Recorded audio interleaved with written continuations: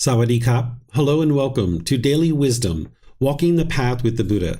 Today is our group learning program, and we're studying Chapter 3 in Volume 1 of the book series. The book is titled Developing a Life Practice, The Path That Leads to Enlightenment. It's part of the Words of the Buddha, The Path to Enlightenment, Revealing the Hidden book series. Here's where we're really starting the heart of the book, and we're going to be getting into some very core and central teachings of the Buddha to be able to help you move the mind to this enlightened mental state. Today's class is on Chapter 3, which is titled Enlightenment. What is enlightenment? This is going to help you to understand what enlightenment is so that way you can more readily navigate your way to enlightenment. It's kind of like if you were going to go from the hometown that you live in to some other town. You would like to know about what that town is and what it's like, what parks, what buildings, what kind of streets are there, what will you experience when you get there. So that way you can more readily navigate your way there, and you'll know once you've arrived to that new town.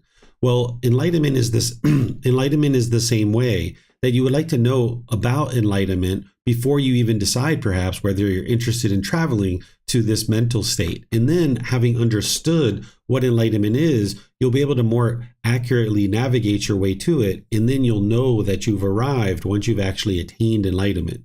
So I'd like to welcome all of you, whether you're joining for the first time or you're joining regularly. You're able to ask questions as we go in our class. You can put those into Facebook, YouTube, or Zoom. In the comment section, I'll be able to see those and answer your questions.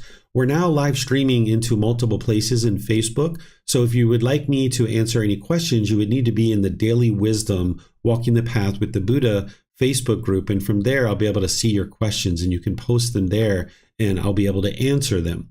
And in Zoom, you can electronically raise your hand. In addition to putting your questions into the comment section, you'll be able to raise your hand electronically and ask any questions or follow-up questions directly. So welcome to our class. I'm really pleased that you guys are all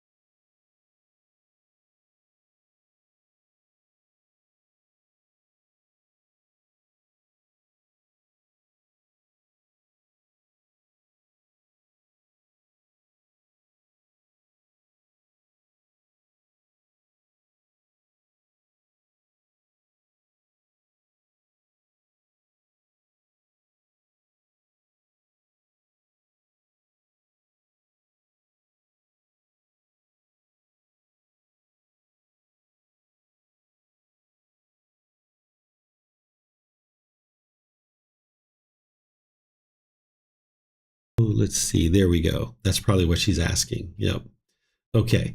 So I apologize for all of you guys that were tuning in on social media because the microphone wasn't working. But let me just start over. And those of you guys in Zoom, just a little refresher for you since you already heard what I shared, is what I share with students when they're first starting to understand what enlightenment is that it's a challenge for you to understand what it is in the unenlightened state. It's kind of like, would you be able to understand what chocolate ice cream is without having ever tasted chocolate ice cream? You're going to need to taste chocolate ice cream to be able to accurately understand what it tastes like. And enlightenment is the same way, that even though we're going to be talking throughout our class, and you'll know more about enlightenment at the end of our class than you do right now, you won't fully understand what enlightenment is until you actually are experiencing it. And as you're getting closer and closer to enlightenment, the qualities of enlightenment start to flicker in the mind. Surely once you get to enlightenment, the qualities of the enlightened mind are just there. They're there all the time. The mind is just experiencing all the various qualities that I'm going to be sharing with you. But on your way to enlightenment, you're going to be getting these flickers, maybe for a few minutes or a few hours or a few days, where you'll experience the qualities of the enlightened mind, but then they'll go away because the mind is not yet fully enlightened.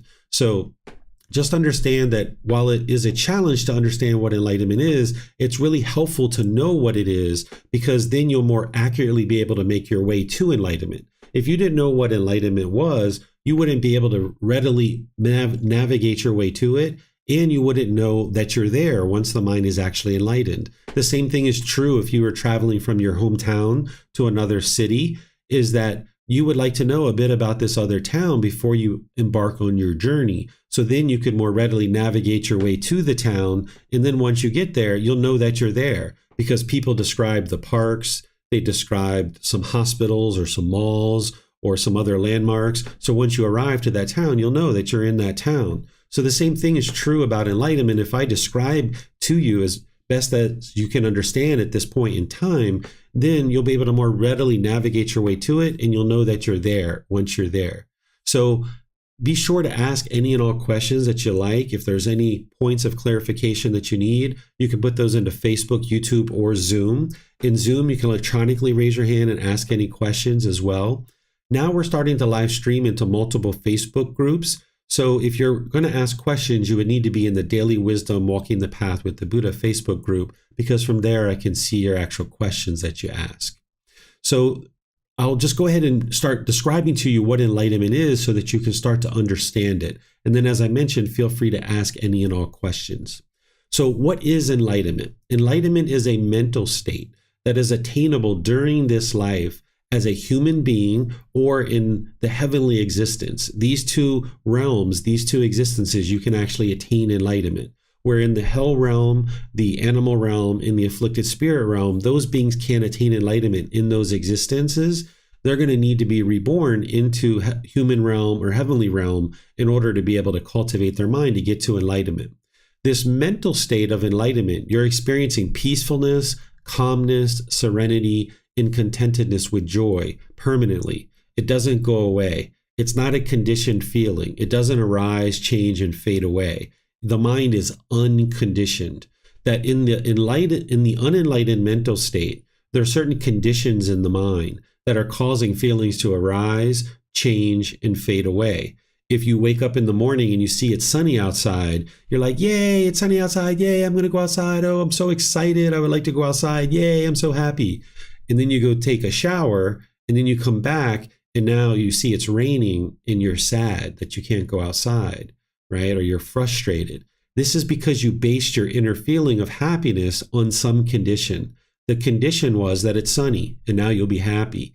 And as soon as you allow your mind to base its inner feelings on some condition, that means your feelings are going to change, because the sun is not permanent. So as long as you allow the mind to have conditional feelings, the mind's going to be going up and down and up and down and up and down. But by the time you get to enlightenment, you've eliminated these conditions from the mind. The mind is now purified. You're experiencing this enlightened mental state where the mind doesn't have conditional feelings anymore. There's unconditioned mental qualities. And some of those qualities are peaceful, calm, serene, and content with joy. And this is always on. The light is always on. That's the enlightened mental state. You wake up having unconditioned joy or unconditioned happiness. In the unenlightened mental state, this condition has to be met, and this condition has to be met, and this condition has to be met, and this condition has to be met, and then I will be happy. But then the problem with that is those conditions aren't permanent. And now, even when you're happy, it's going to fade away. Where in the enlightened mental state, there doesn't need to be any conditions met in order to be happy or joyful. You wake up all day long and you go to sleep joyful and happy because you don't have certain conditions. In the unenlightened state, you might think, if my bank account is this, if I can talk to my boyfriend or girlfriend, if my mom calls, if my coworkers do this, if my boss does this, then I will be happy. But if those things don't happen, then you can't be happy. And whatever happiness you experience is only temporary, because if your bank account is here and you're only happy when your bank account is here, then when your bank account goes down, then that condition is no longer met. So therefore, your mind can't be happy anymore. It's going to go to sadness or frustration. That's what the unenlightened mind is experiencing, conditional feelings of up and down and up and down. But the enlightened mind has been unconditioned. The conditions that are causing that to occur, the pollutions of the mind, have been eliminated in the enlightened mental state. The craving, anger, and ignorance, or unknowing of true reality, has been eliminated from the mind. So now the mind being unconditioned, it no longer bases its inner feelings on some condition. You wake up in the morning, you're already happy. You're already joyful before you ever opened your eyes. The mind's joyful. And then you go out in your living room and you see it's sunny outside. You're like, oh, awesome, sweet. I'm going to go outside. I'm going to play today. Yeah, this is going to be great. And then you go take a shower and you come out and you're like, oh, it's raining. Okay, well, I guess I'm not going outside to play. Maybe I'll stay home and read a book. Maybe I'll go to a friend's house. Maybe I'll go to the mall. Maybe I'll go have something to eat at a restaurant. You'll make other plans because you understand going outside to play in the sun is impermanent. It's not going to be permanent. So as long as you're craving and longing and yearning, attached and desiring for this permanence, the mind's going to be going up and down because these things aren't permanent. You're living in an impermanent world while the mind's craving permanence. So when you train your mind and you purify the mind of craving, anger, and ignorance, and you realize non-self and you dissolve the ego, the mind can now be concentrated and steady. It can be unshakable. You can attain this mental state where you've eliminated 100% of all discontentedness. And not only have you attained this mental state and you'll experience that for the rest of this life, but you won't be reborn and coming back into the world over and over and over again, experiencing rebirth over and over to go back through birth, aging, sickness, and death. And then birth, aging, sickness, and death. Birth, aging, sickness, and death. We've been doing this countless times. And that's why you can just feel exhausted sometimes in your day, because the mind is just constantly chasing things, experiencing this constant up and down and up and down. So you'll no longer be reborn into a new existence once the mind is actually enlightened. The mind will be calm and relaxed, yet attentive and alert. This is oftentimes not attributed as being together. Oftentimes, if you think calm and relaxed, you might think lethargic or lacking energy. But an enlightened mind can be calm and relaxed, but yet attentive and alert. And this mental state is attained during this life, and you experience the benefits of that for the rest of your life, or you can attain this mental state at death as well. It's not ideal, but it's the next best thing, because at least you're not going to be reborn. If you put in time, effort, and energy to get to enlightenment in this life, then you can enjoy the rest of this life in this mental state. And life can be at ease. You can be completely fulfilled and completely satisfied. So while enlightenment itself is a mental state that you attain during this life, the path to enlightenment is a purification of the mind through training the mind to eliminate the conditions that are keeping it in the unenlightened state. So this path to enlightenment, what you're doing is you're learning about the mind. You're learning about these natural laws of existence. You're not believing the teachings. You're learning, reflecting to independently verify and practice so that now you can apply the tools and techniques that are shared by the Buddha to purify the mind and eradicate the pollutions so that now you can experience that brightness and the radiance and the joy coming through. When you don't understand the natural laws of existence and your mind is polluted, you will have struggles and difficulties in the world that almost seem endless, that almost seem like you're hitting your head up against a wall. and you're just struggling or kind of walking through the mud. You can feel like that in the unenlightened state. But by the time you get to enlightenment, things are very light. The mind is tranquil. The mind is peaceful.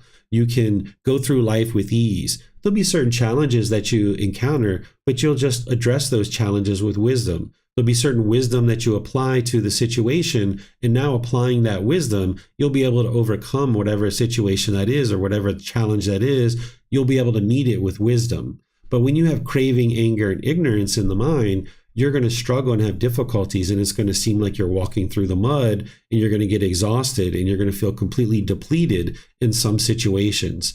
By the time the mind gets to enlightenment, your mind is uplifted and it's bright and it's radiant. You never lose your energy. The mind is just always ambitious and enthusiastic. You have initiative. You have a willingness to do something. Where in the unenlightened state, you can go up into these excited periods, and then you can drop off and be completely exhausted because you've overexerted yourself. But by the time you train your mind to come to the middle way, which is something we're going to be talking about in chapter 6, when you're practicing the middle way, the mind is at ease, and you can maintain your enthusiasm and your motivation while you're also calm and relaxed, but yet the mind is attentive and alert. Some people describe enlightenment as happiness or ultimate bliss. This describes what is being experienced in the jhanas. The word jhana, it doesn't translate to one English word, or I would just use that English word. This is one of those words that doesn't translate to just one English word. What a jhana is it's a preliminary phase that the mind goes through before you get to the first stage of enlightenment. We're going to be talking about the 4 stages of enlightenment today, but there's these jhanas that you experience prior to the first stage of enlightenment.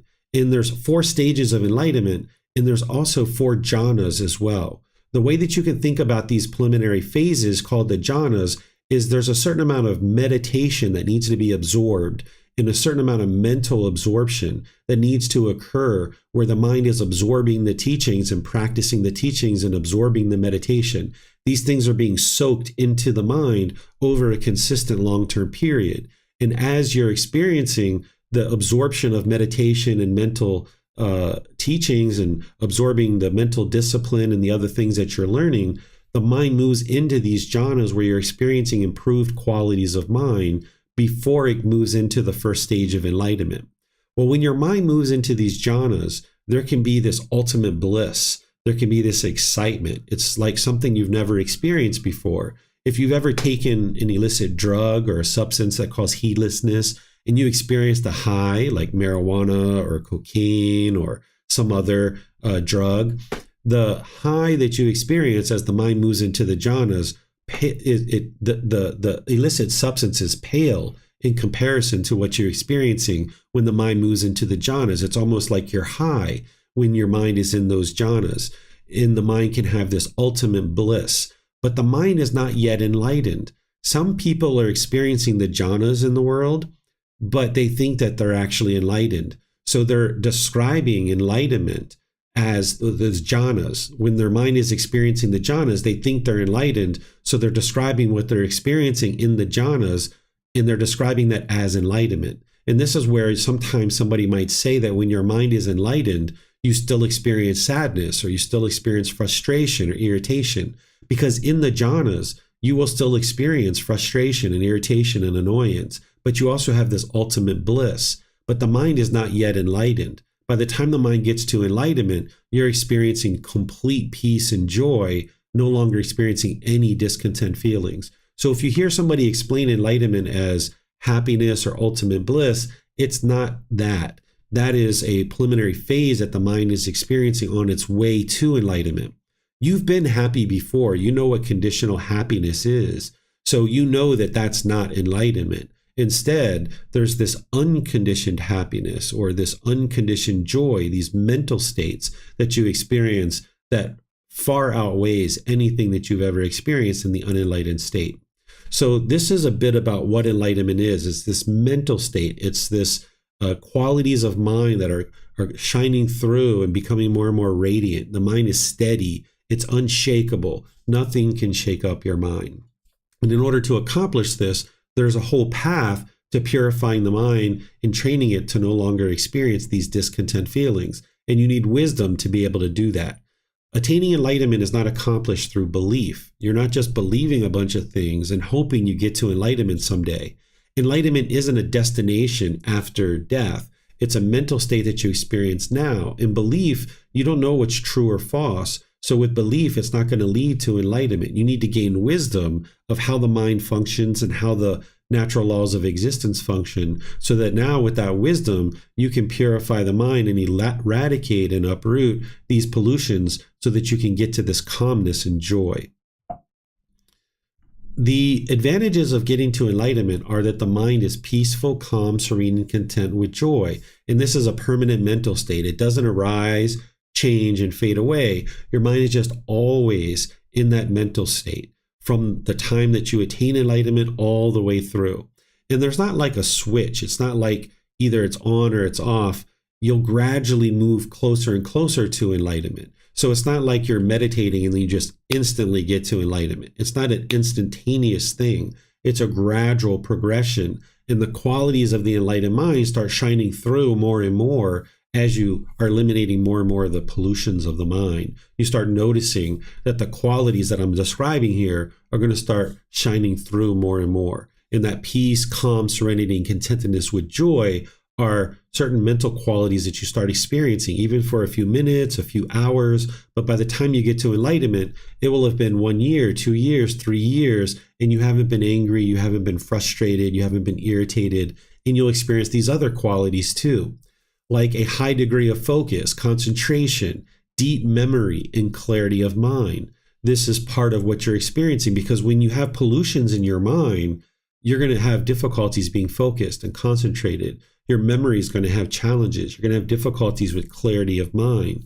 But as you eliminate those pollutions, the focus, concentration, memory, and clarity of mind start shining through. And you will have eliminated those discontent feelings. If you can remember all the times you've ever been angry and frustrated or feeling lonely or bored or feeling resentment or stress or anxiety, that takes a lot of time out of your life to just sit around and be bored and lonely and frustrated and irritated and annoyed. When you get rid of all that stuff, you're going to have a lot more time in your life to be able to spend to do the things that you truly enjoy. And this is why by the time you get to enlightenment, life is fully fulfilling. It's very satisfying because you're no longer experiencing this up and down of the discontent feelings. You'll notice that you'll have deep wisdom about life and about the path to enlightenment and about how the mind functions, about the natural laws of existence. There's going to be this deep wisdom in the mind, and you'll be able to be polite, kind, friendly, and respectful towards all beings.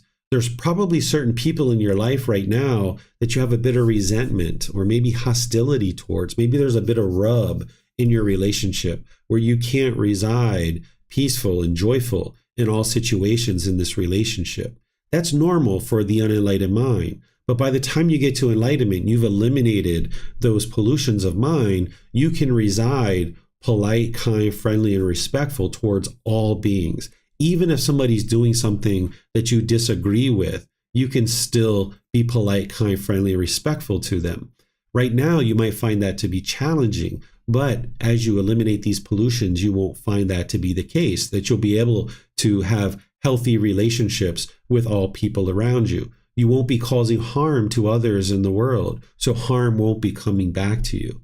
Your personal and professional relationships will be conducted with ease. You'll notice that they'll really blossom, because right now you might find it a real struggle because you might be talking harsh or bitter or hostile in certain situations. You might be aggressive. You might be putting your expectations on people. And as you're doing this, it can create rub in your relationships and difficulties. But by the time you eliminate the pollutions of your mind, your personal and professional relationships can be conducted with ease, and these relationships can blossom because you're not tugging and pulling at each other. When both people have craving, desire, attachment, you're kind of tugging and pulling at each other back and forth, and this can really put a strain on your relationship. There's some core central teachings that you're going to need to learn in order to get to enlightenment.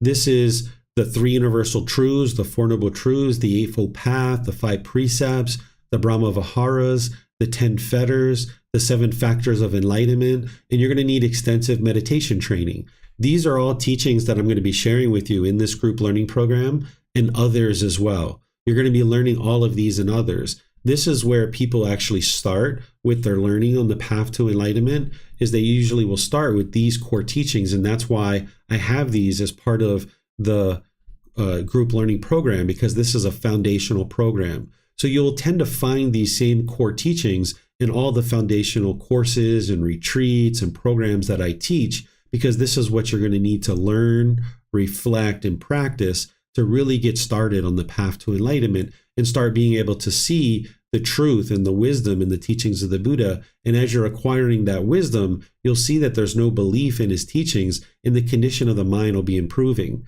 Because in situations where you were once angry and frustrated and irritated, and you know that you would get that way in those certain situations. But now, as you start training your mind, you'll notice you'll be in those same exact situations where you once got frustrated and irritated, and your mind's not experiencing that anymore. You'll notice a slow declining of your feelings, that you might have had these strong feelings of anger and frustration in certain situations, and then they gradually decline to the point where you're irritated or annoyed or discontent. And over a period of time, as you experience those same situations over and over, you'll eventually get to a point where your mind's just peaceful and joyful. There's not even the slightest irritation or dislike. And it's through learning these core central teachings that you would be able to actually accomplish that, not through belief, by learning, reflecting, and practicing. And that's where you'll acquire the wisdom and see the truth that the teachings are leading to this improved mental state. There's something called the 10 fetters that I'm going to be describing to you next, which are the 10 individual pollutions that the Buddha discovered, and then he teaches you how to eliminate them. But before I go into teaching that, I would like to pause here and see if you guys have any questions on what enlightenment is or how to attain it, so that way you'll understand a bit more about enlightenment before we actually talk about the pollutions and some of the other aspects of enlightenment. So you can put your questions into Facebook, YouTube, or Zoom, or you can electronically raise your hand in Zoom and ask any questions that you like.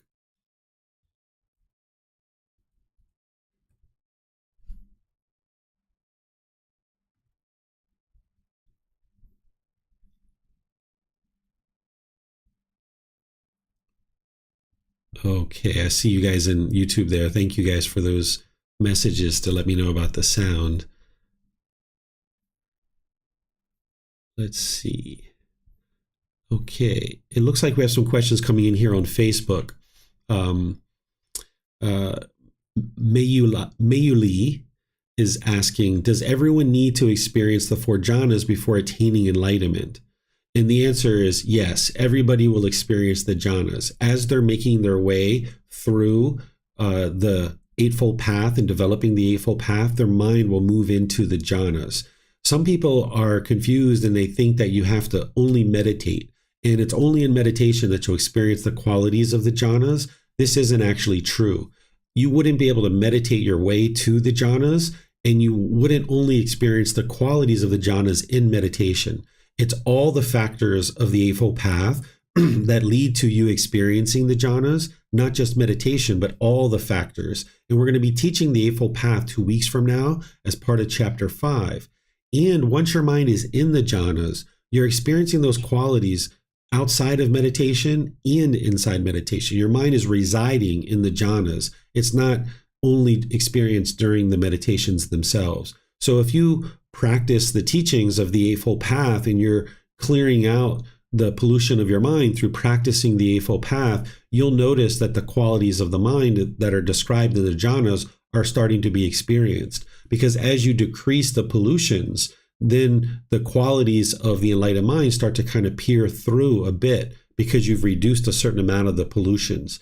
But in the jhanas, there's still pollution in the mind. It's just that you've reduced it to a certain degree, that there are certain qualities that are starting to shine through in the jhanas. So yes, everybody who makes their way to enlightenment would have went through the jhanas and the 4 stages of enlightenment to actually get to enlightenment. And then your other question here, Mayuli, is the jhana obvious when you are experiencing them? The answer is yes. If you study what the jhanas are, which is what I share with you as part of all the teachings and the books and classes and other things, if you study what the jhanas are and you see the description of how the Buddha describes the jhanas, when your mind is experiencing the jhanas, it's obvious that you're experiencing these. And this can be like a real breakthrough for you to be able to eliminate doubt about the Buddha's teachings, because when you read his teachings and you see what he's describing as the jhanas, and you've learned and practiced the Eightfold Path, and you start experiencing those, it kind of hits you like, oh my goodness, this person described something 2,500 years ago that you would experience if you practiced his teachings. And I've practiced his teachings for a certain period of time, and now your mind is experiencing those same qualities that he was describing. So he described something 2,500 years ago that you're experiencing now. And this is where you can see his teachings are timeless, and that you really break through and eliminating some of your doubt about his teachings. You start building confidence in the Buddha. So it's very obvious as your mind's moving into those jhanas. But if you didn't know what the jhanas were, you wouldn't necessarily know you were experiencing them. So as part of the programs that I offer and the resources that I offer, I teach you what the jhanas are. I actually have a course that I teach, and I have retreats that I teach where I go into a lot of detail about the jhanas. And those classes have been recorded, at least some of them. And then coming up this year, 2024, we're going to be live streaming and recording a lot more of those classes for you guys too. Okay, I'm not seeing any questions anywhere else. So let's go ahead and move on in our class and start talking about the 10 fetters. The 10 fetters are the 10 individual pollutions that the Buddha discovered in the unenlightened mind. And every teaching that he's sharing with you in one way or another is helping you to eliminate these pollutions of mind. Even things like the 5 precepts or right speech or right action, right livelihood, things like this, they're working to help you eliminate these 10 pollutions. We call them the 10 fetters because what a fetter is it's a shackle around the ankle with a chain and a ball. It's like keeping a prisoner trapped. And these 10 fetters are keeping the mind trapped in the unenlightened state. Some people refer to them as taints or pollutions or defilements. So generally, informally, we refer to them as the 10 fetters, but you'll oftentimes hear me or other people talk about them as pollutions or taints or defilements. And these 10 individual fetters are things that you will eventually learn in detail, and you'll start to learn the symptoms that when these fetters are arising, there's certain symptoms that you'll experience in the mind. And then there's certain remedies or solutions that the Buddha provides in order to eradicate and eliminate these from the mind. And then there's a way to figure out whether you've actually eliminated any one of these particular fetters. So these particular pollutions are in the unenlightened mind, and they're affecting you day by day, whether you're aware of them or not. But the more that you're aware of them and you see the symptoms arising, you can take action to actually eliminate them from the mind. And this is the gradual training, gradual practice, and gradual progress, that you can't just snap your fingers and eliminate these fetters. So I'm going to describe some of these fetters to you so that you can understand what they are. And I'm going to describe a little bit about how you would eliminate them, just to kind of get you acquainted with them a little bit. And then as you go in your training and your development in various courses and retreats and things like that, you'll learn about these in a lot more detail. So here, the first one, personal existence view. This is where the mind has the misperception or the false belief or the misunderstanding or the confusion that this body or this mind is who you are as a person. And now there's a certain self-image that the mind is clinging to, and you're wanting to be perceived in the world a certain way. And there's a certain self-identity in the mind that the mind wants to be perceived in the world a certain way. And when agreeable things are happening based on your self-image and self-identity, you'll get pleasant feelings. But when you experience disagreeable things or disagreeable contact, you'll experience painful feelings related to this personal existence of you arising. So let me give you some examples. Like if I wear these white clothes and I think that this is who I am, and somebody says to me, wow, David, you look so handsome in those white clothes. Wow, okay. You might sit up straighter and you might feel really great and you get all these pleasant feelings because somebody just complimented you about your self-image. But now, because of impermanence, it's only a matter of time before somebody says something degrading and disparaging. If you formed your inner feelings of happiness and excitement on the condition that somebody is complimenting your appearance and you think this is you, now when somebody says something degrading and disparaging, you will get angry or frustrated or irritated. And you can't control what other people say or what they do. So by hearing somebody say something degrading and disparaging about your self-image, now you're going to experience those painful feelings. But you can get liberated from that by eliminating personal existence view, this pollution where your mind's clinging to this appearance, thinking that this is who you are. If you've ever spilt chocolate ice cream, since we're talking about chocolate ice cream, or you've ever spilt spaghetti sauce or pizza sauce on your clothing and you were embarrassed, this is because of your personal existence view. Your mind was wanting to be perceived in the world a certain way. And now when this spaghetti sauce got spilled on you and you're in a public setting, you're embarrassed. Or if you ever saw a wrinkle and you got all shaken up, or you had a pimple or a mole in a place that you didn't want to have a mole or a pimple, and your mind got shaken up, this is because of your personal existence view. Or if you got a gray hair and your mind got all shaken up, or if you're losing your hair and your mind got all shaken up, that's because you're clinging to this body, thinking that this is who you are, and now wanting to be perceived in the world a certain way. When you're experiencing this impermanence, your mind doesn't like that. And the same thing is happening with the self-identity. There's a certain self-identity that you might be holding on to, like your culture or your ethnicity, the country you were born in, maybe your sexual orientation, maybe your religion, maybe your job or occupation. You're assuming this as your identity and who you think you are in the world. And once again, if you hear agreeable things about that identity, you will get pleasant feelings. And then when you hear disagreeable things, then you will get painful feelings. So if somebody says all Americans are lovely and so friendly and kind and helpful, you might get these pleasant feelings. But then it's only a matter of time before you hear somebody say something degrading and disparaging about Americans or people from Mexico or people from Great Britain or the UK or Australia or Japan, wherever you're from. If you've identified with I am American or I am Japanese or I am Brazilian or I am Canadian or any of this I am, now your mind's going to get shaken up when you hear agreeable or disagreeable things. And then say you have a certain job or occupation and you've adopted this as your self-identity, like I am an electrician, or I am a construction worker, or I am a truck driver, or I am a politician, or I am a police officer, or I am a lawyer. And once again, if people say kind and agreeable and pleasant things, you'll get those pleasant feelings. But when somebody says something disagreeable or degrading, you'll get frustrated and angry. You'll get painful feelings because the mind is identifying with these roles as who you are. Or say you lose your job for some reason, you might feel like a part of you is missing and a part of you is gone. So if you've had a job for a particularly long period of time and your mind started to identify with this is who you are, and then you no longer work in that job, you might have really struggled during that time frame. Maybe you retired or you got laid off or something else.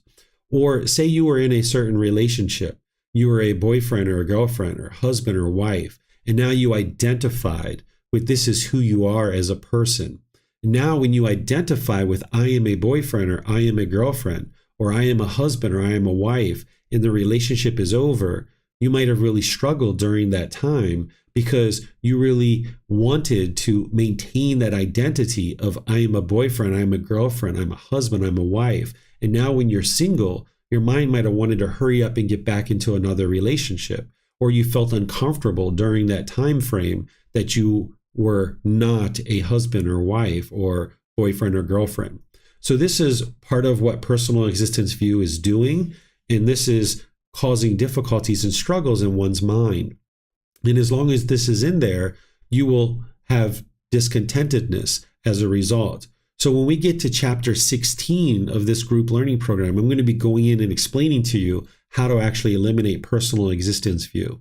This is actually part of the ego, which we call ego, this and one other fetter that I'm going to talk about here in a moment. The second fetter is called doubt. What doubt is where there's doubt about the Buddha, the teachings, the community, your teacher, or your own ability to attain enlightenment, that you have doubt about the teachings. And it's very common for the mind to have doubt about the teachings, but you don't eliminate doubt through belief. You don't eliminate doubt through faith. The way that you eliminate your doubt about the teachings is you investigate them, you examine them, you reflect on them to independently verify them, and you practice them to transform the mind and train the mind. And as you're eliminating the doubt about the teachings, then you'll develop this confidence where you will have confidence in the Buddha. You will know with 100% certainty that this man lived because his teachings that he shared are working to improve the condition of your mind. You will have confidence about his teachings because you will have seen a certain amount of progress in the development of your mind. You will have confidence in the community that you're part of. This community that is together, our online community and our community in person around here in Chiang Mai and other parts of the world, we're developing an international community of practitioners that are learning the teachings in English. And this community of people are here to support you and encourage you on the path to enlightenment. You need to do the work, but this community is here to support you. And you're learning things from other members of the community where you observe someone speak in very kind and polite ways, or you see someone's very friendly or very generous. You might say, wow, I really like the way that Amber is so kind or so friendly, or Steve is so generous. I really like the way he does that. Maybe I'll start doing that a bit. So you start to have this confidence in your community that you're part of because you see that they're encouraging you on the path to enlightenment. If you've experienced a certain amount of progress in the condition of your mind, you also start developing confidence in your teacher, that you see the teachings that they're sharing with you are leading to the improved condition of your mind. So you start developing this confidence that your teacher can actually guide you to enlightenment. And because you've been doing the work, you start to develop this confidence in your own ability to attain enlightenment because you see that the condition of your mind is improved. So the way that you eliminate doubt is by investigating and examining the teachings, reflecting on them to independently verify them and practice them and get to the point where you see improved condition of your mind. There's some students that can see that in a few days. There's some students that can see it in a matter of weeks or months. They get to the point where they have no doubt that the teachings have improved the condition of their mind. And it just takes time to gradually wear this away. And you can actually harness this doubt in a positive way. If you have doubt, which most people do, coming to the path to enlightenment, harness that. Develop the mind to be inquisitive. If you can say, you know what, I do have doubt, 100%. I don't at this point, but at one time I did. I had doubt, and I was like, you know what, I have doubt. I don't know whether the teachings of the Buddha lead to enlightenment or not. But you know what? I'm going to investigate these teachings. I'm going to harness this doubt and make it to create an inquisitive mind where I dig through the teachings of the Buddha and try to figure out, do they actually lead to enlightenment or not? So doubt is a common pollution, and it will hinder you. It will obstruct you. It will keep you trapped in the unenlightened state because that doubt is not evolving into confidence. So you would like to transform this doubt by investigating the teachings. The third fetter here is called wrong behavior and observances. This is where, with wrong behavior, the mind is practicing certain unwise moral conduct that is leading to unwholesome results. So if you guys studied the Eightfold Path with me, if you remember right speech, right action, and right livelihood, the Buddha teaches a certain amount of moral conduct where you're learning about how to conduct yourself through your speech, your actions, and your livelihood in a way that doesn't cause harm to others. Because when you cause harm to others, this harm will come back to you. So by the time you've eliminated wrong behavior, you're practicing moral conduct to the level that's in the Eightfold Path. What I described as right speech, right action, and right livelihood, you've eliminated those aspects of your practice. Things like eliminating lying and slander and harsh speech and frivolous speech. And as you're doing this, you'll see your personal and professional relationships improve, and you'll see the condition of your mind improving. So wrong behavior is eliminating the unwise moral conduct that's going to produce unwholesome results due to this cause and effect of the natural law of karma. So you'll be practicing wise moral conduct that's leading to wholesome results. The wrong observances part of this is where you understand that rites, rituals, ceremonies, and worship doesn't lead to any improvement to the condition of the mind. It doesn't lead to enlightenment.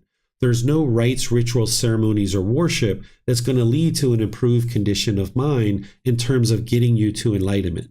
Sprinkling water on you, tying strings on your wrist, pouring water here or there, taking a wafer on your tongue, those things by themselves aren't going to actually produce wisdom. That's what you need in order to transform the mind. You need to get to wisdom. So sprinkling water on you, it's nice and refreshing, particularly if you're here in Thailand where it's kind of hot and humid sometimes, but by itself, it's not going to produce any kind of improvement to your wisdom. In fact, the mind stays in this delusion and confusion and this misunderstanding. So you would need to understand that these observances, these rites, rituals, ceremonies, and worship isn't leading to an improved condition of mind. If you chose to go to church with your family and they're singing and you're singing and having a good time and all these other kind of things, okay, great. Go have fun at the mosque or the synagogue or the church or these kinds of things. But when people start doing rites, rituals, ceremonies, and worship, it's important for your mind to understand that these things don't cultivate wisdom and it's not going to produce improved qualities of your mind. So you can choose for yourself what you would like to do in the world, but you at least need to get to the point where you can see very clearly that these types of things isn't improving your wisdom. Then there's sensual desire and ill will, which we'll be talking about in other courses and at other times in this particular program. But what I'm going to do is just kind of move into the higher fetters and just kind of introduce you to one of these or maybe two of these here so that you can understand what these fetters are. Let's talk about the eighth fetter of conceit.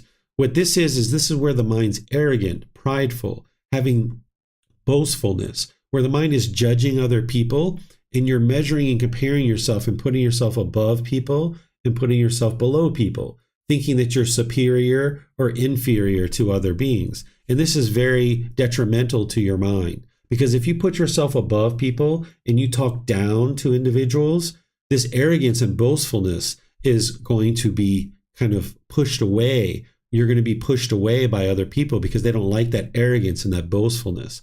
But also, if you put yourself below people, this is going to be problematic too, because your mind is going to be uncalm and unsettled. So as long as you're putting yourself above people and below people, you're going to talk and you're going to act and you're going to have intentions in a way that's arrogant and prideful, or you're diminishing yourself around people.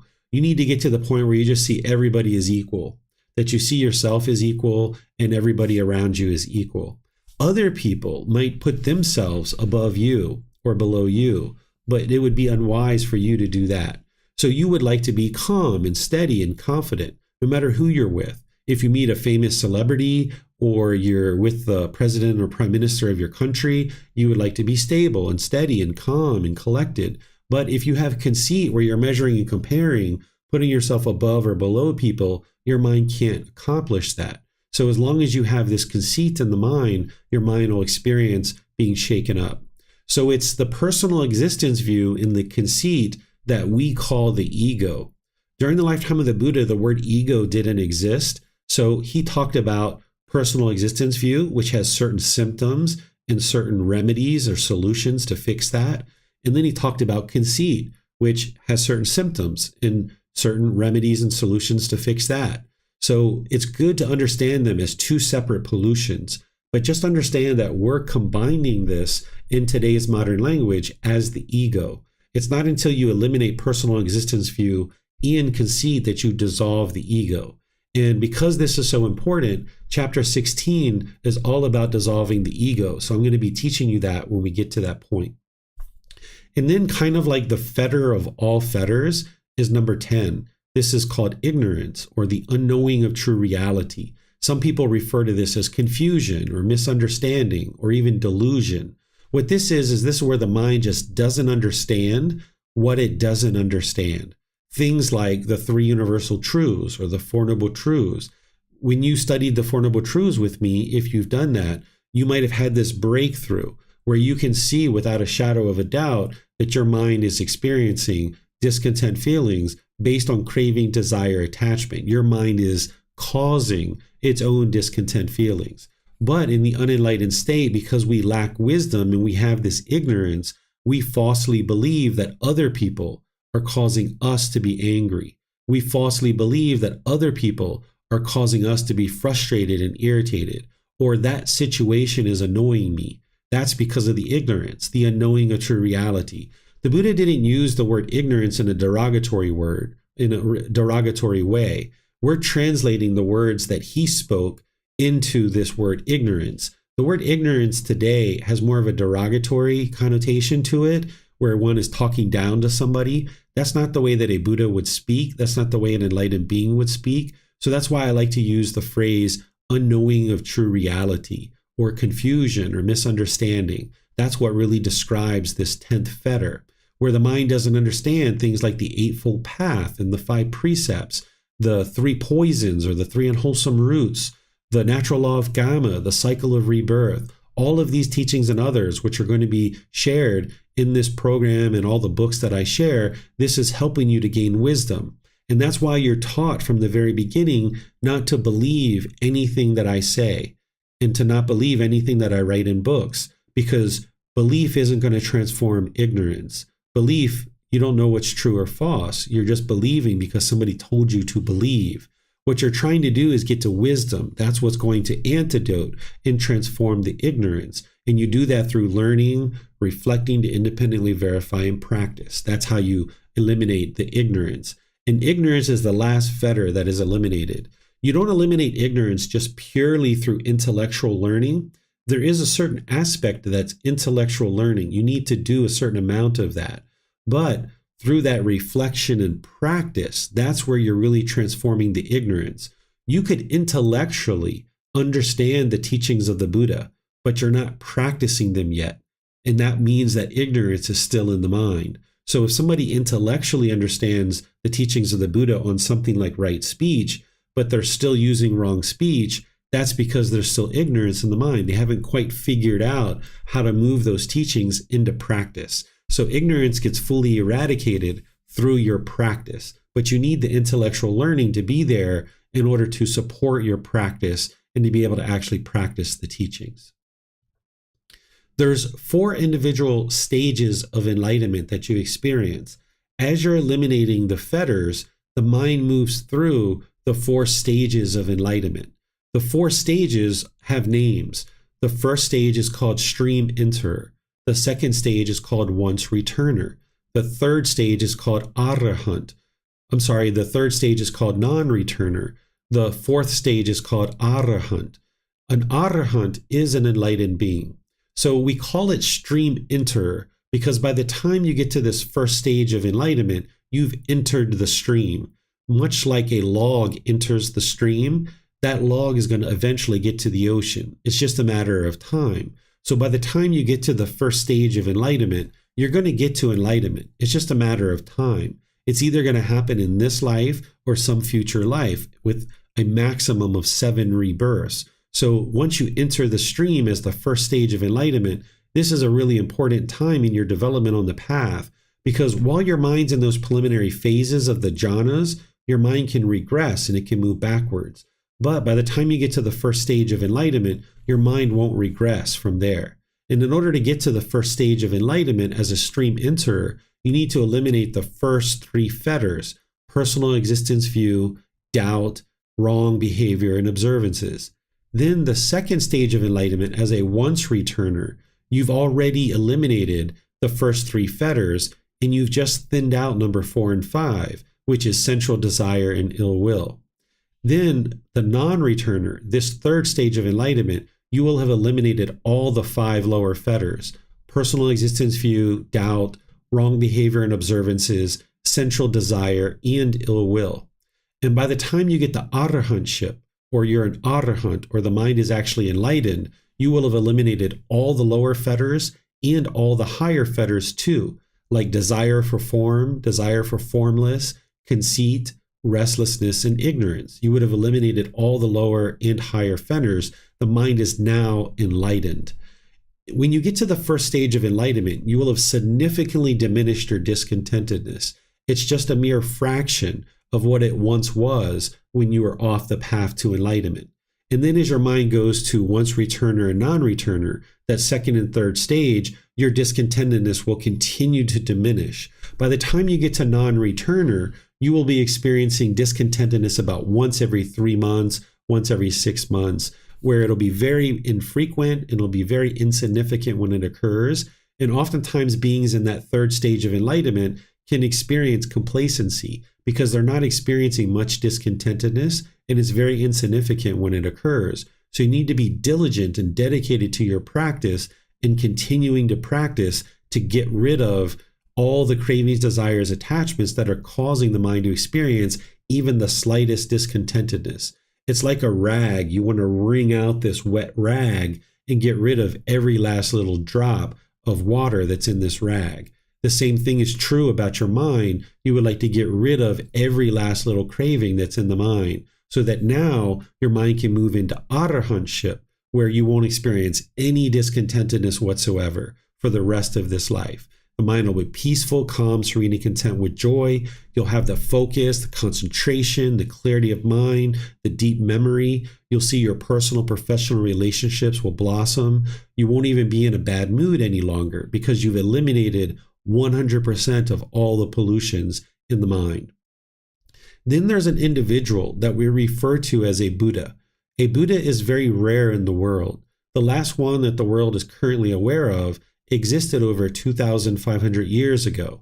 A Buddha is an arahant. They've eliminated all the 10 fetters. It's not a stage of enlightenment.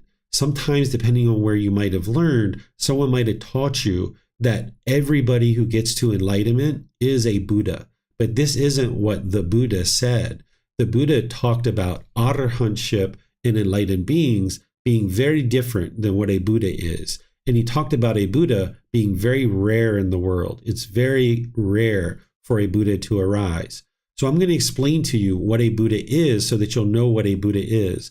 But just understand that a Buddha has attained enlightenment. They are an arahant, but they've done so in a very unique way. A Buddha attains enlightenment through their own efforts without any guidance from any teachers. They don't have teachers or guides. They're able to navigate their way to enlightenment through their own independent journey. They then, upon attaining enlightenment, declare and share the teachings that led to their own enlightenment, guiding countless people to their enlightenment during their lifetime. So a Buddha has deep, profound wisdom of how to get to enlightenment and what enlightenment is, so that then they can help their students to be able to actually get to enlightenment. And then the third criteria that makes a Buddha is that they preserve their teachings in such a way that they leave their teachings in a condition that countless other people can get to enlightenment after their death. So these are the three primary criteria that make a Buddha. They attain enlightenment on their own without any teachers or any guides. They dedicate the rest of their life to sharing their teachings that led to their enlightenment. And they experience countless students getting to enlightenment during their lifetime because they have such deep, profound wisdom. And then they leave their teachings in such a condition that countless more people can get to enlightenment after their death.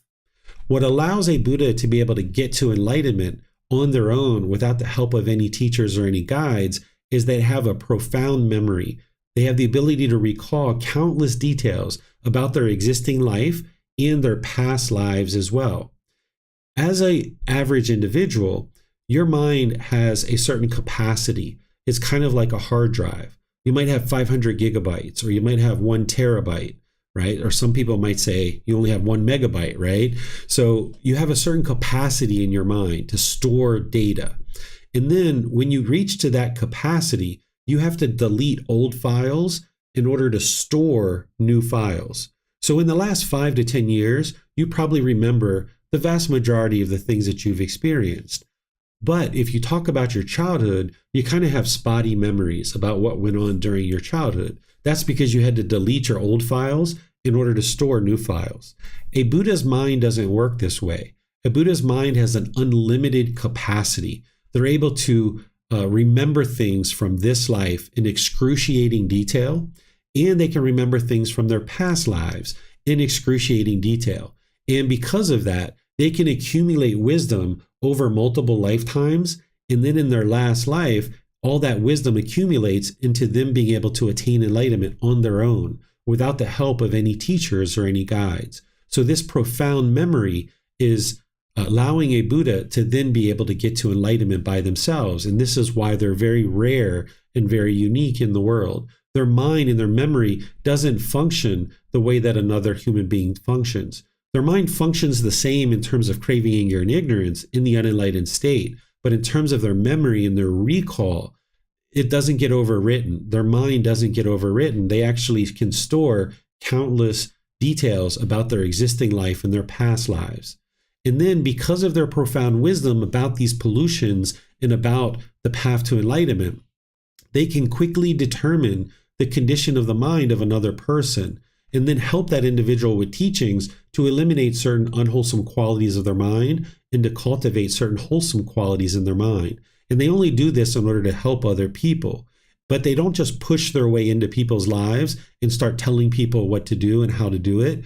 They use this quality with their students so that when their students coming to them for help, they can observe the qualities of their student's mind, and then they can more readily offer them teachings to be able to help them. Because there isn't anything external that's going to help you know that a Buddha is a Buddha. It's not like every Buddha has their ear turned a certain way, and as soon as you see their ear turned that way, you'll know that they're a Buddha. Instead, one of the real powers of a Buddha is that people don't know that they're an actual Buddha. And a Buddha doesn't need to go around and tell everybody that they're an actual Buddha. By being humble and by remaining quiet about the fact that they're a Buddha, they can then observe the quality of people's minds around them. And then as they observe the quality of those individuals' minds, as those people choose to study with them, they can then offer them teachings to be able to help them. If everybody knew who a Buddha is because their ear was turned a certain way, people would be on their best behavior around this individual. And it would render this ability that they have worthless. It would not be able to be used. But by people not knowing who a Buddha is, it allows a Buddha to hold on to this ability. They are able to practice the ability of being able to see the condition of other people's minds and then being able to help them with teachings. So it helps them to be able to help people get to enlightenment. And that deep wisdom and the ability to essentially read people's minds, it allows them to then be able to help this person to navigate to enlightenment more clearly and more directly. And then lastly, one of the aspects of a Buddha is that a Buddha has a deep practice of their own teachings. They're a living, breathing, walking example of their teachings. They lead by example. They're not going to teach right speech and then practice wrong speech. Instead, the way that a Buddha teaches is through their spoken words. And nowadays they would have books and other things like that. But during the lifetime of the Buddha, he would have taught through his spoken words, but then he was also teaching through his actions as well, because a student is observing the way that he interacts in the world. And through his speech, through his actions, the way that he conducts himself in the world, people could learn the teachings and they could see how to practice. So a Buddha understands that they need to be a living, breathing, walking example of their teachings so that people can learn and understand how to practice the teachings to be able to transform their mind. So these are some of the aspects of the 4 stages of enlightenment and what an actual Buddha is. Now let's talk about what a Buddha isn't. Or what enlightenment isn't, and how to know that your mind isn't enlightened, right? So the best way to know that the mind is not enlightened is that the mind will still experience discontentedness. These are conditioned feelings. So remember that an unenlightened mind is going to experience conditional happiness, conditional excitement, conditional elation and thrill, exhilaration, euphoria. It's going to be based on some condition, where by the time you get to the enlightened mind, you're going to have unconditional happiness, unconditional joy. And you're also will be experiencing the sadness, the anger, the frustration, the irritation, the annoyance, the guilt, shame, the fear, the stress, the anxiety, those feelings as well. And even boredom, loneliness, shyness, displeasure, unsatisfactory state of mind, resentment, jealousy, all of these discontent feelings and others are going to be experienced in the unenlightened mind. The unenlightened mind is going to have disappointment. You're going to be disappointed because you have certain expectations and things don't meet your expectations. So you're going to feel disappointed in certain situations. So one of the ways to know that your mind is not enlightened is that you'll be experiencing discontentedness. If you have a craving or desire to tell other people that you're enlightened, then your mind isn't enlightened yet. There's a certain amount of arrogance or pride or boastfulness in the mind, wanting other people to know that you're enlightened. And if that's the case, then the mind is not yet enlightened. So one of the best ways to know that somebody is not enlightened is that they will tell you that they are enlightened. So if somebody's going around bragging and being boastful that they're enlightened, you can be assured that they're not enlightened, because an enlightened being doesn't have ego. They don't have conceit. They don't have arrogance. They don't have boastfulness. So if someone's going around being boastful and claiming that they're enlightened, you can know right off the bat that they're not enlightened. So you're not interested in going around being boastful. Your mind will be so peaceful and so joyful in the enlightened mental state. Why do you have to go around and tell people that you're enlightened? There's no need to do that unless you're craving admiration from other people. And if there's a craving for admiration, then the mind is not yet enlightened. So by the time you get to enlightenment, your mind is so peaceful and joyful, you don't need to go around and brag to people that you're enlightened. You just go off on your own and do the things that you're going to do with your family and your friends and your work and your business or whatever it is that you're going to do, or you're ordained or what have you. You can just go about your life and enjoy your peaceful and joyful mind.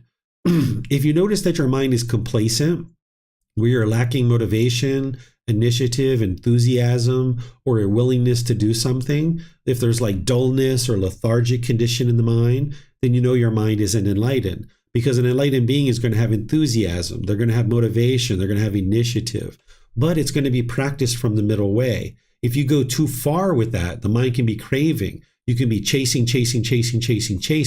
So on one side, you've got the craving, the longing, the yearning. On the other side, you've got the dullness, the lethargic condition, the complacency, the lack of motivation or initiative. But the middle way is that you can maintain your motivation, you can maintain your initiative, your enthusiasm, and your willingness to do something. So if you're noticing any lack of motivation or initiative or enthusiasm, then you know that the mind is not yet enlightened. So this is what I have to share with you guys today on this topic. And I'd like to just open up to any questions that you guys might have, because again, remember, the more that you understand about what enlightenment is, the more readily you can navigate your way to enlightenment. And then you'll actually know that you've actually attained it once your mind has actually attained enlightenment. So you can put your questions into Facebook, YouTube, or Zoom, or in Zoom, you can electronically raise your hand and ask any questions or follow-up questions directly. I see that Francis has his hand up. So Francis, if you'd like to go ahead and ask your questions, you can go ahead and do that.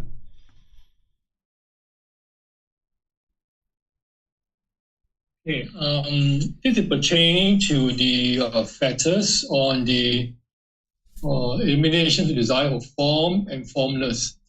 I understand the concept of these two things, but my question would be, if you're not focusing on the form and formless, so what should the approach be on a daily basis? Now, what are we supposed to be thinking about? Don't think about any form, don't think about any formless. So what do we do? I'm kind of confused about that. Could you please clarify that? Sure. What desire for form and desire for formless is where the mind desires to exist in either the animal realm or the human realm, or you have a desire to exist in one of the formless realms, like hell, afflicted spirits, or heavenly realm. So if you have a desire for form or desire for formless, that means you have a craving for existence. You're longing, yearning to exist in the world. You would like to get to a point where you don't have this longing, yearning for existence. If you have a craving for existence, that means you're probably going to fear death. And you're going to be discontent as you get closer and closer to death because you're craving to exist in the world. Your mind can't be peaceful and joyful. You haven't accepted your own death in the fact that there is impermanence and that this existence is not permanent. because the mind is still craving existence. So you would like to get to the point where you understand that you were born, that there's going to be all this impermanence through your life, and that there's going to be death at the end of this. There's no way around that. That's going to occur. So that by the time you train your mind, and there's ways to specifically eliminate these cravings for form and formless, there's certain techniques that you use. You would like to get to the point where you don't fear death, and that you don't crave existence, but you don't crave non-existence either, because that would be the opposite. There's craving existence where you want to exist, but then there's also wanting to commit suicide and ending your life too. And that's on either side of the spectrum. You would like to come to the middle where you understand that you're in existence and your mind is in the present moment and you're experiencing whatever is in the present moment. But you understand that this present moment, this existence, is not permanent. Okay, I understand that, but I think you haven't still answered my question about my big concern that so what should we be thinking about, that, I'm not fearing of death. I know it will come one day. And so what should we be, I don't know how I'm going to phrase this question, is that how should we do on a daily basis? Don't think about anything about this, just continue practicing the path. Is that how we approach it? What I would suggest you focus on each day is training your mind to get to enlightenment, because that's what's going to end all the grief and pain and displeasure and all the other discontent feelings that focus on, of course, you need to focus on family time, you need to focus on work, you need to focus on all these different things that you have, your personal hygiene and these kinds of things. But all of this is in concert with your enlightenment. That when you're spending time with your family, you're looking to spend time quality, right? Your quality time, that you're using right intention, right speech, right action. That when you're at work, you're focused on practicing right livelihood, and that you're also practicing that mental discipline. So what I would encourage people to focus on in their day-to-day life is getting to enlightenment. And that's what this whole program is focused on. You're going to learn something in chapter 10 called the way of practice. This is where the Buddha boils his teachings down into 3 things to do on a day-by-day basis. He teaches you to practice generosity, where you're giving and sharing your time, effort, energy, and resources without any expectation of anything in return. So practicing generosity, and then that you're practicing moral conduct. That's your right speech, right action, and right livelihood, because as long as you're causing harm in the world, this harm is going to keep coming back to you, and you're not going to experience a peaceful and joyful mind or a peaceful and joyful life. So focusing on your moral conduct and focusing on meditation and training your mind in meditation. So on a day-by-day basis, it's generosity, moral conduct, and your meditation that you would like to be doing on a regular basis. But all of that's in concert with developing your understanding of things like the 10 fetters and the Eightfold Path and all these other things that you're going to need to learn that I share slowly but surely in this group learning program.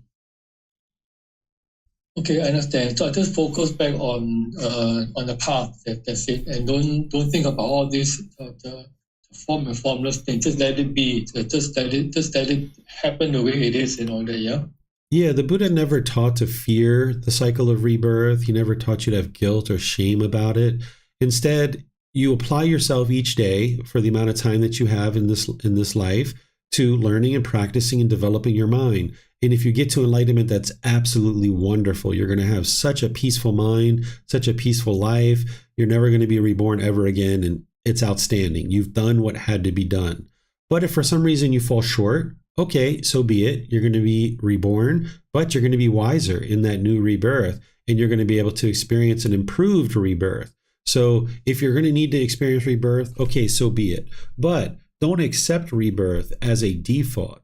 Instead, set your sights on arahantship, where you're working to eliminate the 10 fetters, and you're actively, gradually, consistently working towards that each day with determination, dedication, and diligence. But you're not craving to get to it. But you're also not indifferent in doing nothing either. You're in the middle, where you're gradually working towards this goal, objective, or interest. Okay, got it. Thank you. You're welcome. We have a question from Steve coming in here on Zoom. It says, it seems that if someone is enlightened, that they cannot say they are enlightened. Do enlightened beings know that each other are enlightened? Is enlightenment kept as a secret? The answer is that an enlightened being isn't going to say that they're enlightened. It's not that they can't say it. It's that they just don't have a reason to say it. There's no purpose.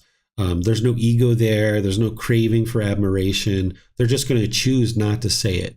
The teachings of the Buddha, they're not rules or commandments. So they're just not going to choose to say that they're enlightened, because there's no need to say that they're enlightened. Their mind is so peaceful and joyful, they don't need to go around and tell people that they're enlightened. Do they enlightened beings know that each other are enlightened? So by the time you get to enlightenment, you're going to know what enlightenment is, and your mind is experiencing that you'll be able to more readily determine if somebody else is enlightened or not. That's not the goal of your practice. That's not what you're trying to accomplish, but you will have accomplished that, because you will know that your mind is enlightened, and you will know what the qualities of the enlightened mind are.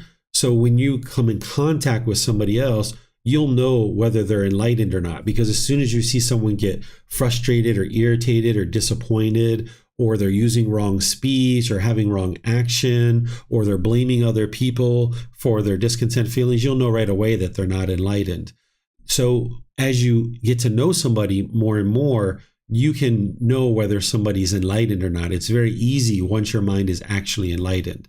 But that's not what your goal is, to go around and determine if other people are enlightened. But you will have that ability by the time you get to enlightenment. Is enlightenment kept as a secret? It's not necessarily that it's a secret. It's just that there's no reason to share it with anybody. Enlightenment itself and how to get to enlightenment, I'm trying to make sure that it's not a secret. I'm trying to share it with more and more people in the world through all these classes and books and resources and live streams and all that kind of stuff, by bringing the teachings into the world. So it's not a secret in terms of what can be shared in order to get to enlightenment, but in terms of your own enlightenment, you're not going to go around and blab it, right? You're not going to put it on your Facebook page like, by the way, I'm enlightened, or calling up your mom like, hey, mom, by the way, aren't you so proud of me? I got to enlightenment. It's not like somebody comes out from a curtain and gives you a certificate, right?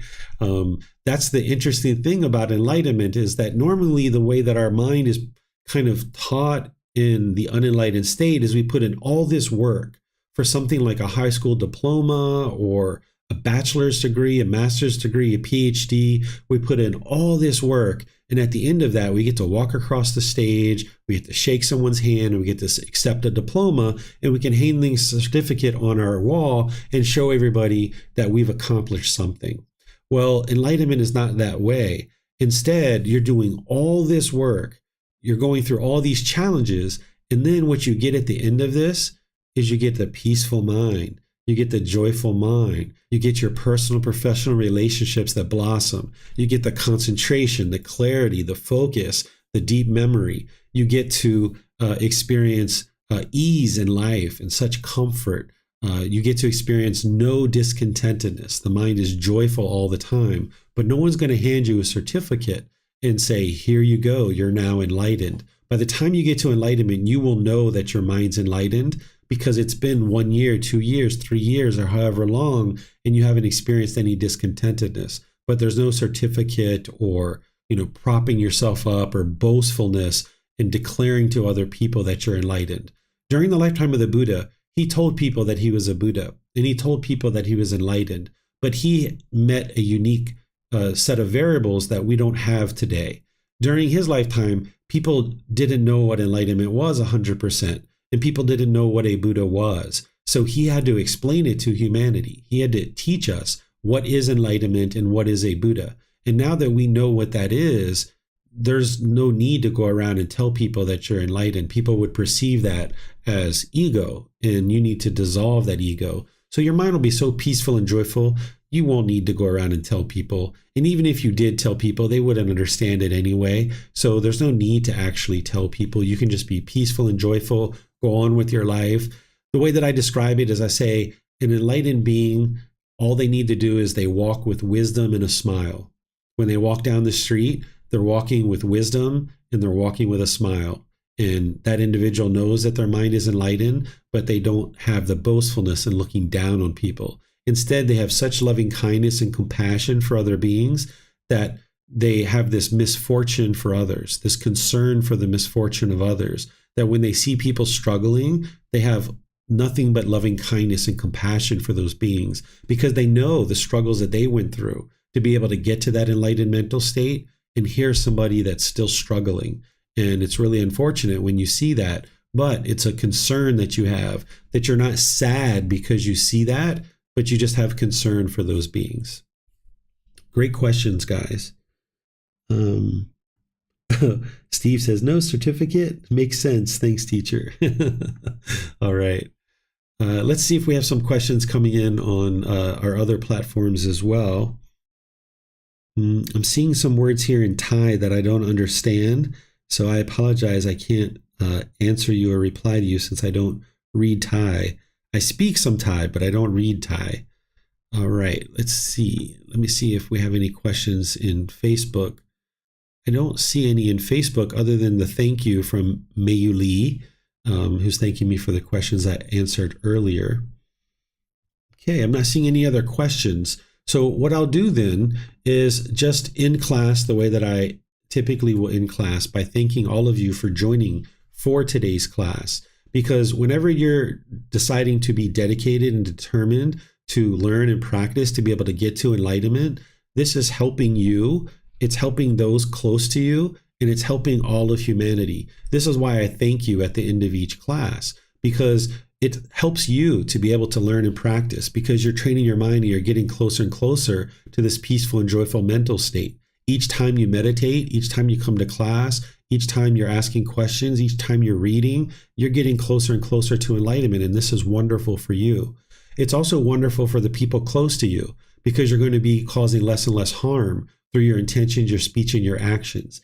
And it's really great for humanity, because as more and more people get to enlightenment, humanity becomes a more loving, more kind, and more peaceful place to exist. So I like to thank all the students, each individual class that I teach, because you're helping to make the world a better place by focusing on your own mind. Oftentimes we think about how can we make the world a better place, and people want to go off in the world and change some aspect of the world in order to make the world a better place.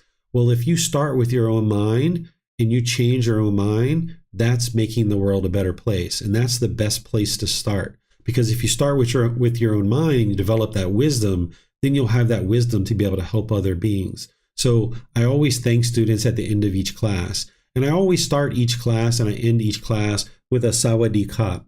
This is Thai language for saying welcome, pleased you're here, nice to meet you, nice to see you. This is a very respectful way to greet people in Thailand, where you're putting your hands together and you're bowing the head. This creates a bit of humbleness in your own mind, where you're showing respect and gratitude to another person. So you'll hear me say Sawadee Kap before and after each class, and you'll tend to hear me say thank you for coming to class. Thank you for choosing to learn and practice the teachings, because it's helping you, those close to you, and all of humanity as you get closer and closer to enlightenment. So our next class on Sunday, we're going to be in chapter 4, which is the 4 Noble Truths, establishing right view. This is where you're going to have a breakthrough to be able to understand what's causing your discontent feelings and how to actually eliminate them. If you learned this previously, as I taught this in the group learning program, this is another opportunity to refresh your memory. I usually teach this a good 3, 4, 5 times in any one group learning program to be sure that it's firmly soaked into your mind to help you establish right view, where you can see the problem in the unenlightened mind, the cause, the elimination, and the path forward. So I'm going to be teaching you the 3 universal truths and the 4 noble truths next week. And then this Wednesday, I'm going to be teaching the 4th part of our 4-part series on loving kindness meditation. We're going to be finishing that up this Wednesday. And then the following Wednesday, we're going to be going into a 4-part series on Buddhist chanting. So I'm going to be helping you guys learn those teachings over the next coming classes. And then you're going to be seeing various courses and retreats starting to be live streamed more and more from our temple, because I've now been able to purchase some equipment to be able to live stream directly from the temple. So you're going to start seeing courses and retreats being able to be live streamed from there and recorded for you to be able to learn. So I'd like to thank all of you guys for any generosity that you've been practicing to be able to help me afford to pay for things like the equipment at the temple and all the other various things that I use in order to share these teachings through live stream and all the other methods that I share the teachings. So anybody who's been practicing generosity with me, I really appreciate your help and thank you so much. We'll see you guys in one of these future classes. Have a very lovely and wonderful rest of your day. Sawadee krap.